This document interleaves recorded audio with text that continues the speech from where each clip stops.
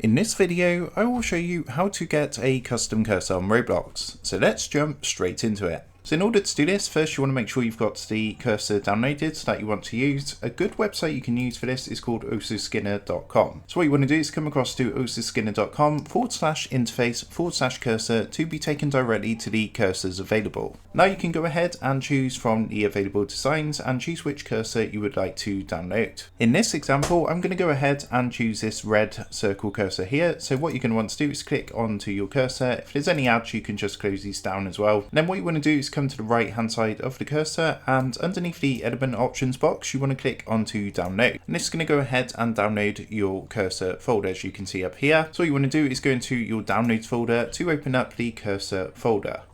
So as you can see, we're now in the downloads folder. We can see our cursor file here. So the first thing we're going to want to do, because this is a zipped file, is extract the folder. So to do that, right click onto the folder, click onto extract all, and choose where you want to extract this folder. So I'm just going to extract it back to the downloads folder.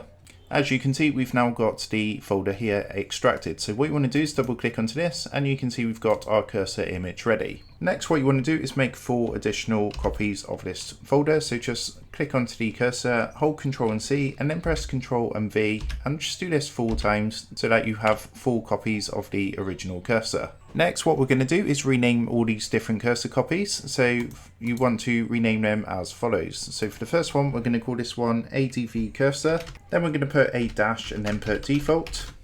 For the next cursor file, we're going to call this one ADV cursor, then put a dash and then put white. For the next one, we're going to call this one arrow cursor. The next one, we're going to name arrow cursor decol drag. And for the final copy, we're going to call this one arrow far cursor. So that's all our cursors now renamed. So you want to enter them exactly as I have done, with any capital letters in the correct places.